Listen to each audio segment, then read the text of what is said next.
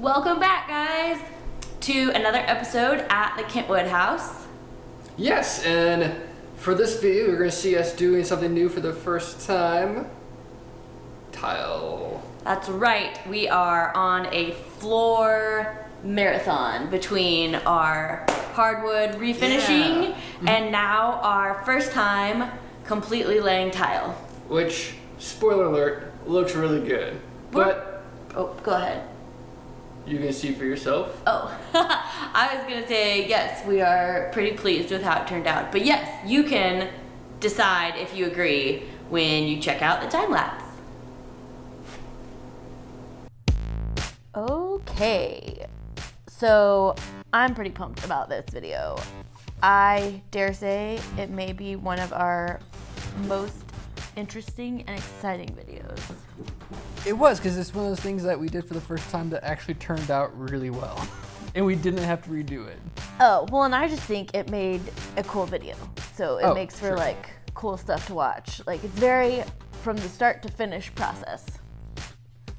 And this, to start with, is cleaning. Like every of our projects, it starts with some really deep cleaning. As all good projects probably should start with when it comes to house stuff is first getting all the stuff you don't need out of the way. But we're doing the cleaning because we're using this orange mat here, which is Schluter-Ditra. It bonds to the plywood substrate. And what are you shaking your head for? Because our dog. Oh. Our dog is pulling her bed around the house, and it's slightly distracting. Maybe she can't hear, or maybe they can't hear our dog in the background. Hopefully not. Well, I'm sure they can't, but still. Anyway, our dog makes an appearance. Back on subject now.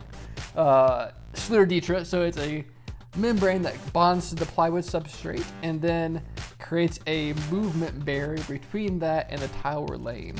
And as you can see here, there's a special type of thin set we use. It's like a thin set with some kind of additive to it. Okay, I was just gonna ask. It looked darker than some of the other mortar that we use. Yeah, and also, everything we're talking about, this thin set, this Ditra, the tile, we'll put all links in the description so you can see exactly what we're talking about. But yes, there's a special thin set you use to bond this to the plywood, and it sticks on there real well. And that's actually one of the reasons why we're using this product here, is because in our own personal house, we had the opportunity of tearing out tile that was installed with this orange Ditra. Yes, and it was a pain. Oh. When you stick that stuff down, it's stuck. Because on the back of that orange is this like felt material, and I have no idea what magic is involved, but it does not want to come off that plywood once you attach it. I also will make note of how you did measure out and fit everything before actually getting started. Yes, that always seems to work better with any kind of tiling process, is lay it all out, make all your cuts at once. Like we're doing right now, lay it all out so you can figure out what size everything needs to be before you start. Or at least in this case with the tile, a majority. We at least laid out enough to know our major widths and areas that we would need to make cuts. So that way when we're starting with this first row here, you can see it's a partial row of tile. Because if you start with a full row of tile here, at the very end, I think you would end up with this really tiny, awkward sliver of tile. Hey, it's my face. It is your face. So it's always good to lay it out so that way your cut tiles along all the edges are the same size. Yeah. It looks professional. Yes, it looks better. And there is just something kind of weird about a full tile next to the wall. Yeah, you don't ever see it. True, you never see it because your room's never the perfect size for your tile. Yeah. So it makes it seem more appropriate.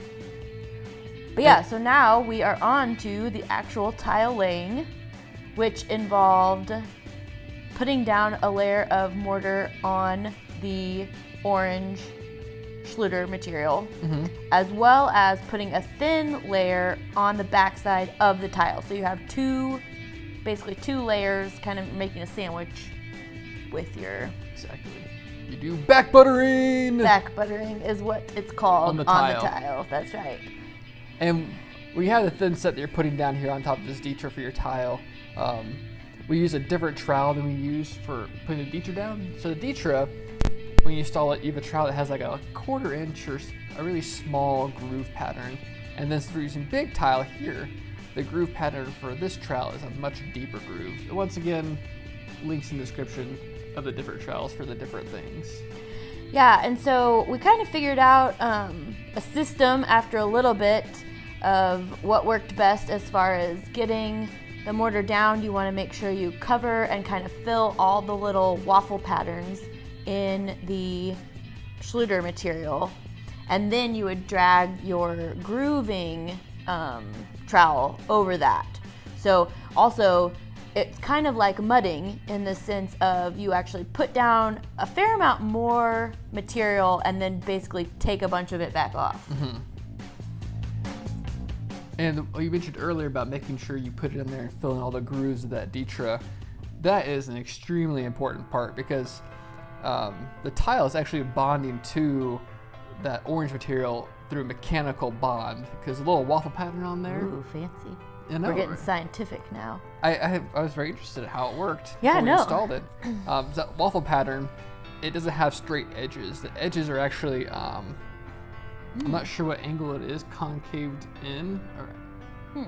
So when you are pushing your liquid mud into it, the top of that square is actually smaller than the bottom of the square. So it doesn't come back out. So it makes this mechanical bond so that tile, that one little square of thin set can't pop out. Interesting. No wonder it's such a pain to remove. Yeah, it's a really clever It's material. it's great.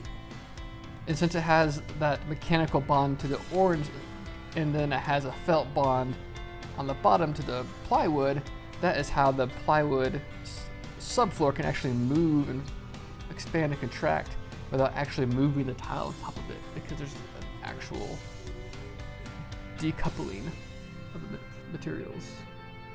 Sorry, cool. I'll stop nerding out with this Ditra product. No, it was pretty cool. And yeah, makes for a pretty hardy floor. Mm-hmm. And this was our first complex cut we came up to. I know. I was pretty proud of, because yes, as you'll see here in a bit too, this was our first time using our tile cutter, which worked really well. Like, thankfully, we got it, Facebook Marketplace, I think. And this was our first time giving it a spin, and we did end up needing to get a new blade. But other than that, it went pretty good. Yeah. And as we got this, we didn't talk about our spacers we're using. Oh yeah. We're using some fancy tile spacers so that not only space your tile grout width, it also has a little bottom foot that goes under your tile, and that green cage goes on top, and it will pull your tiles level to one another.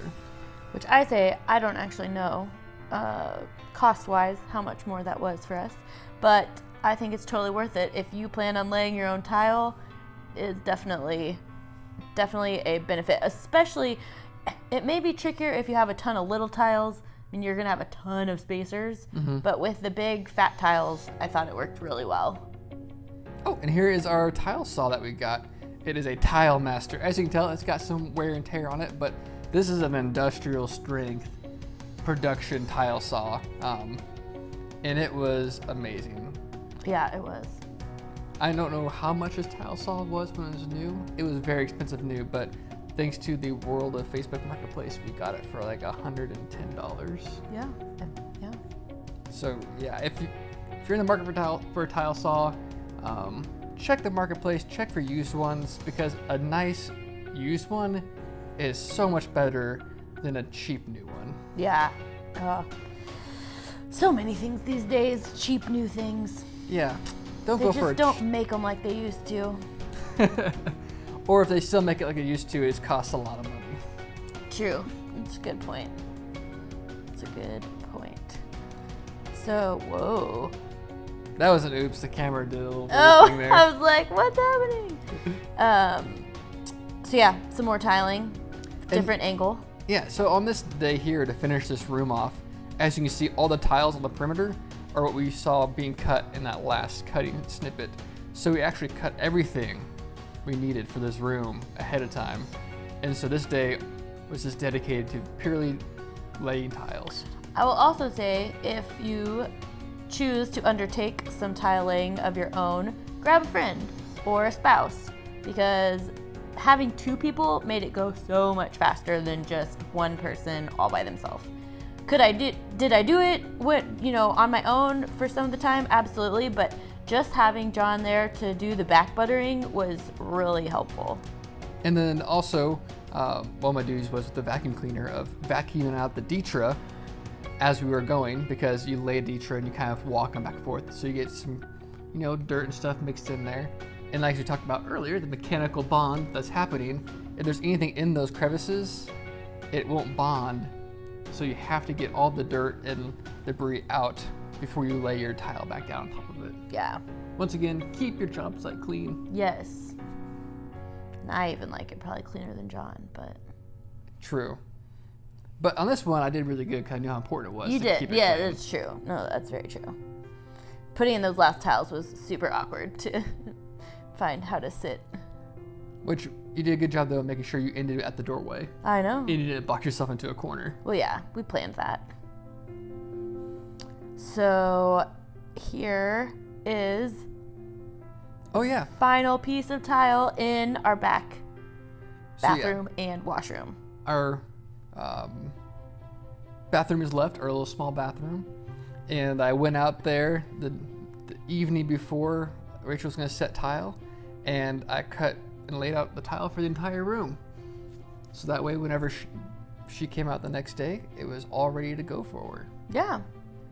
And we ended up having some surprise guest helpers, repeat guest helpers. True, they've already been on the show before. So mom and dad, my mom and dad came, and dad ended up helping me with the front bathroom. As you'll see here in a little bit, you'll notice another person popping in and out of the video.